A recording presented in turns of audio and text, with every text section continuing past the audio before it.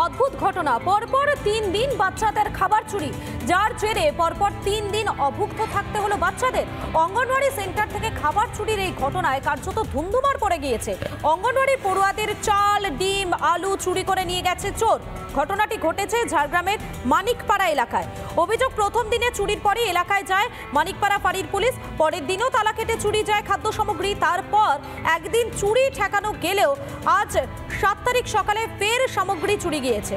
পুলিশের নাকের ডগা থেকে কিভাবে সামগ্রী চুরি হচ্ছে, কোথায় রয়েছে পুলিশের নজরদারি, ক্ষোভে স্থানীয় বাসিন্দারা।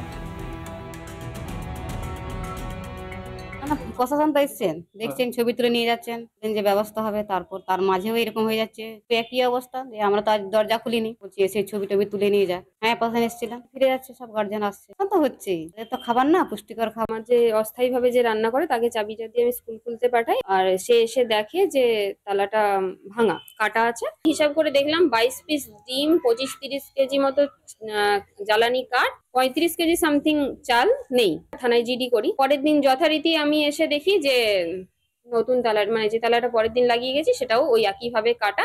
একটু অনেক তাড়াতাড়ি এসেছিলাম, তো এসে দেখি যে তালাটা চেঞ্জ করে গেছিলাম, শাটার তালা দিয়েছিলাম, তালাটা কাটেনি, শিকলি কেটে। আমার মনে হয় পুলিশের দেখা উচিত। বালিতে এসেছিলাম, লাতিন পেলেন না? না, পাইনি, চুরি হয়ে গেছে। কদিন পেলেন না? 3 দিন পাইনি, 3 দিনে চুরি হয়েছে। কি চুরি হয়ে গেছে? চাল, ডিম। বাচ্চার খাবার নিতে আসছিল, পরপর 3 দিন চুরি হচ্ছে, করলে কি করে হবে রান্না। এবার ডিম চুরি হয়ে গেছিল একবার। হ্যাঁ, পুলিশ এসেছিল, দেখেছে, চলে গেছে। আমরা চাইছি যে চুরি করেছে সে যেমন ধরা পড়ে। কথায় আছে জলই জীবন, জল না পেলে নাকি চলে না। কিন্তু মালদার একাধিক জায়গাতে জলের প্রকল্পে সেখানে জলের লাইন ঠিকই আছে, লাইন থাকা সত্ত্বেও সেই জলের পাইপ দিয়ে আসে না জল, যার ফলে সমস্যায় পড়ছেন স্থানীয় বাসিন্দারা। দেখুন একবার।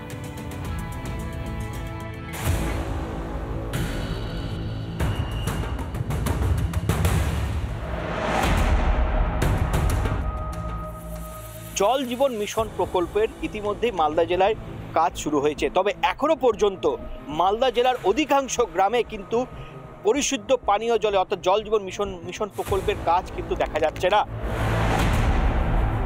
জল জীবন মিশন প্রকল্পে বঞ্চিত মানুষ, পাইপলাইন থাকলেও নেই পানীয় জল, একমাত্র ভরসা পুকুরের জল, দূষিত জল ফুটিয়ে পান।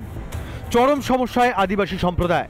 পুকুরের জল খায়, আর সেই পুকুরে গরু বাছুর স্নান করে, সবাই ওখানেই স্নান করি, ওই জলটাই খায়। পুকুরের জল খায় তো আমি বয়স হয়ে গেলাম, বলতো মানে নোংরা ফেলছে, তো নোংরা জল কি করে খাওয়াবো বাচ্চাগুলাকে? সর্দি লাগছে, কাশ লাগছে, পেটের অসুখ হচ্ছে, কে বলছে পেট ব্যথা করছে। কবে মিটবে সমস্যা তা পরিষ্কার করে জানাতে পারেননি জেলা পরিষদের সহ সভাধিপতি তথা তৃণমূল নেতা এটিএম রফিকুল ইসলাম। জটিলতা আছে, হয়তো যে পাইপলাইন করার ক্ষেত্রে জটিলতা থাকতে পারে, সেই জায়গাগুলো কিন্তু খতিয়ে দেখা হচ্ছে এবং জেলা প্রশাসন এটা নিয়ে খুব তৎপর এবং যেন দ্রুত কাজটা যেন সম্পন্ন করতে পারে সেই উদ্দেশ্যে কিন্তু লেগে আছে সবাই। ঘটনার প্রেক্ষিতে রাজ্য সরকারের বিরুদ্ধে দুর্নীতির অভিযোগ তুলছেন স্থানীয় আদিবাসী নেতা। এখান থেকে যে আদিবাসীর উন্নয়নের নাম করে বলা হচ্ছে মুখে, কিন্তু এইগুলো টাকা কোথায় যাচ্ছে? তার মানে এখানকার যারা প্রশাসন আছে, রাজ্য সরকার আছে, এখানকার সব টাকা তারা তছনছ করে একাকার করে দিয়েছে। এই ঘটনায় প্রশাসনিক ব্যর্থতা ও দুর্নীতির দিকে আঙ্গুল তুলেছেন গাজলের বিজেপি বিধায়ক চিন্ময় বর্মন। গাজল ব্লকের যে বিডিও সাহেব, উনি শাসক দলের মদতে, শাসক দলের জায়গায় এই জল জীবন মিশনের ট্যাঙ্কি হবে রায়ত সম্পত্তিতে, সেটাকে ঢাকতে ব্যস্ত। তিনি এই কাজটা দেখতে ব্যস্ত নয় যে আমাদের জল জীবন মিশনের কাজ তাড়াতাড়ি পৌঁছে দিয়ে গ্রামের মানুষকে পানীয় জল সরবরাহের ব্যবস্থা করতে হবে। আর এই জল কবে আসবে, কবে পরিশুদ্ধ পানীয় জল তারা এই এলাকার আদিবাসী এলাকার মানুষরা পাবে, সেটাই এখন প্রশ্নের মুখে দাঁড়িয়েছে। মালদা থেকে দীপঙ্কর গোস্বামী, রিপাবলিক বাংলা। বাংলাদেশে হিন্দুদের ওপর হামলা, দক্ষিণ দিনাজপুরের বালুরঘাটে মিছিল, সনাতনী ঐক্য মঞ্চের প্রতিবাদ মিছিল, চিন্ময় প্রভুকে মুক্তির দাবিতে মিছিল।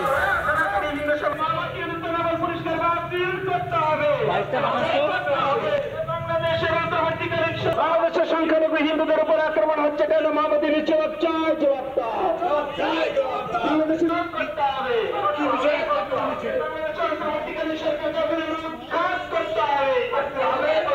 সুরক্ষার দাবিতে সনাতন ঐক্য মঞ্চ লড়ছে, লড়বে।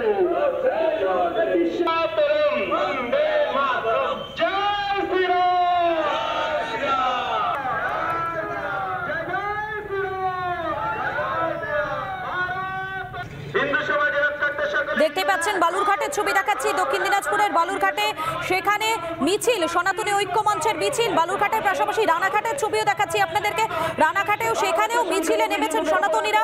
দু জায়গার ছবি দেখতে পাচ্ছেন, বালুরঘাট এবং রানাঘাট, প্রত্যেক জায়গায় কিন্তু সনাতনীরা যারা রয়েছেন তারা গর্জে উঠেছেন।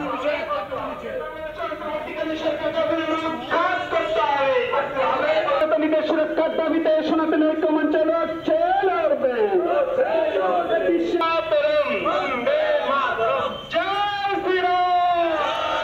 দুটো ছবি দেখাচ্ছি আপনাদেরকে।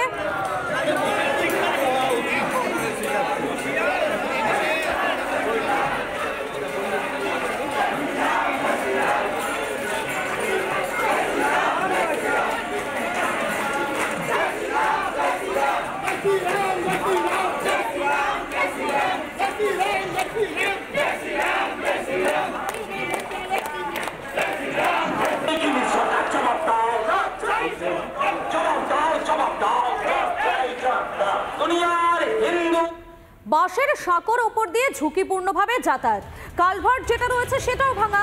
লোকসভা নির্বাচনের আগে ভুড়ি ভুড়ি প্রতিশ্রুতি মিলেছিল, অর্থ বরাদ্দের প্রতিশ্রুতি মিলেছিল ঠিকই, কিন্তু ভোট পেরোতেই ফল ঘোষণার পর উধাও হয়ে গেল সেই প্রতিশ্রুতি। এখনো পর্যন্ত ঝুঁকিপূর্ণভাবেই যাতায়াত করছেন বীরভূমের দুবরাজপুরের একটি গ্রামের বাসিন্দারা। দেখুন একবার। আমি যে জায়গাটা দিয়ে হাঁটছি সেটা হচ্ছে, দেখুন, এই হচ্ছে বাঁশ দিয়ে তৈরি করা সেতু। এই সেতু দিয়েই প্রত্যেক দিন মানুষ যাতায়াত করে। লম্বা অংশ দুদিকে খেয়ে গিয়েছে এবং ঢালাই সেতু একসময় হয়তো ছিল, কিন্তু সেটা অতীত। এখন মাটি পুরো খেয়ে গিয়েছে হিংলো নদী গ্রাসে, এবং তারপর থেকে কিন্তু বছরের পর বছর এইভাবে ঝুঁকির যাতায়াত হচ্ছে। সাংসদ টাকা দিয়েছে বলতে আমরা আজ থেকে 2 বছর আগেরকার ঘটনা। এটা শুনেছিলাম যে এরকম 35 লাখ টাকা দিয়েছে। ইলেকশন পার হওয়ার পরে টাকা যে কে দিয়েছে আর কাকে দিয়েছে আমরা আজও পর্যন্ত জানতে পারিনি।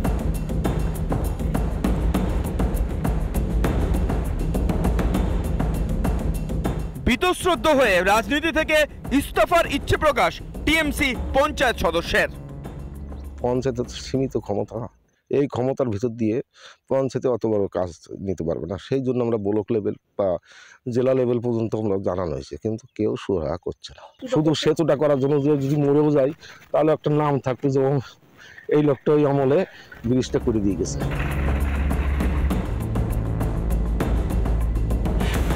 ভোট আসে ভোট যায়, স্বপ্ন দেখে দেবীপুরের চরের বাসিন্দারা যে হিংলো নদীর ওপর ব্রিজ হবে এবং সেই ব্রিজ দিয়ে তারা যাতায়াত করবেন। বাঁশের সেতু দিয়েই কিন্তু তাদের সাইকেল, মোটরসাইকেল নিয়ে যেতে হয় এবং সেক্ষেত্রে যে কোনো সময় বিপদ ঘটে যেতে পারে। সেপ্টেম্বর মাসে প্রবল বৃষ্টিতে ভেঙে গেছিল ওই কালভার্টটি, তখন আমরা সরেজমিনে দেখার জন্য গেছিলাম। তাতে যে সিদ্ধান্ত হয়েছিল যে ওখানে একটা নতুন করে কালভার্ট বানানো, কিন্তু ওই সময় এত জলের প্রবাহ ছিল যাতে কোনো কনস্ট্রাকশনের কাজ করাটা খুব দুরূহ ছিল।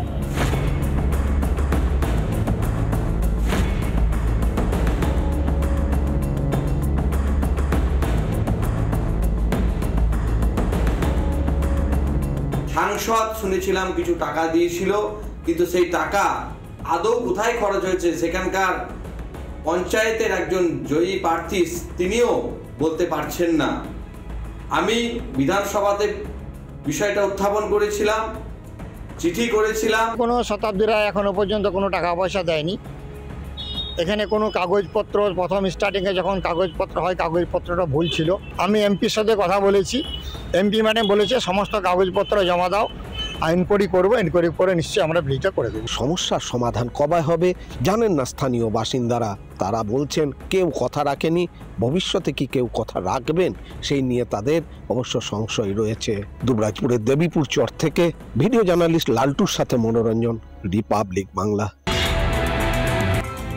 আবাস যোজনার তালিকা নিয়ে যখন দিকে দিকে ক্ষোভ বিক্ষোভ লেগেই রয়েছে, যখন বঞ্চিতরা প্রতিবাদ করছেন, তখন এক অদ্ভুত ছবি ধরা পড়লো মুর্শিদাবাদের বেলডাঙ্গায়। পাত্র তৈরি, পাত্রীপক্ষ বাড়িতে আসছেন, কিন্তু পাত্রীপক্ষ আসার পরেও বিয়ে হচ্ছে না। কারণ কি? কারণ মাথার ওপর স্থায়ী ছাদ নেই। আর পাত্র তাদের দাবি আবাস যোজনায় তারা ঘর পায়নি, তাই মাথার ওপর পাকা ছাদ নেই, সে কারণেই নাকি বিয়ে হচ্ছে না তাদের। দেখুন একবার।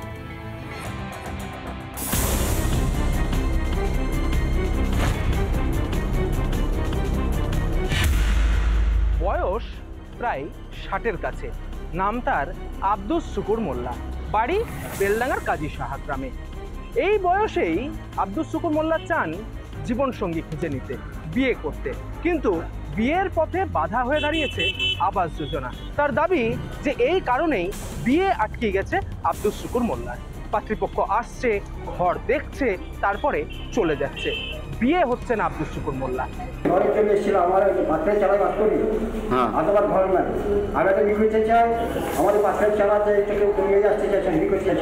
আপনাকে বিয়ে করতে চাইছে না? তার জন্য বিডিও সাহেবকে জানালেন? সরাসরি বিডিওর কাছে দরবার করেন তিনি, সমস্ত প্রয়োজনীয় কাগজপত্র তিনি দেখান, বিডিওকে গিয়ে জানালেন যে এই আবাস যোজনার তালিকায় নাম না থাকার কারণে, ঘর না পাওয়ার কারণে তার বিয়ে আটকে গেছে, কিন্তু জীবনসঙ্গী তো দরকার। সেই কারণেই একেবারেই শটান বিডিও অফিসে গিয়ে হাজির হয়েছেন আব্দুস শুকুর মোল্লা। লিস্টের নাম নেই, আমি বলেছি যে যেহেতু ওনার বাড়ি নেই এবং সার্ভে লিস্টের নাম নেই, তাই সার্ভে লিস্টের নাম তোলার জন্য আবেদন করতে বলেছি। আবেদন দিয়ে জানি, উনি পরে কথা বলবেন বলেছেন। ঘটনাটি তদন্ত করে দেখার নির্দেশ দিয়েছেন বেলডাঙ্গার বিডিও। মুর্শিদাবাদ থেকে ক্যামেরা অপূর্ব চৌধুরীর সঙ্গে ইন্দ্রাশিস পাগজি, রিপাবলিক বাংলা। নানা ধরনের কন্টেন্ট দেখার জন্য লাইক করুন, শেয়ার করুন আমাদের ফেসবুক পেজ, সাবস্ক্রাইব করুন আমাদের ইউটিউব চ্যানেল। পাশাপাশি অন্যান্য ব্রেকিং নিউজের জন্য অবশ্যই চোখ রাখুন রিপাবলিক বাংলায়।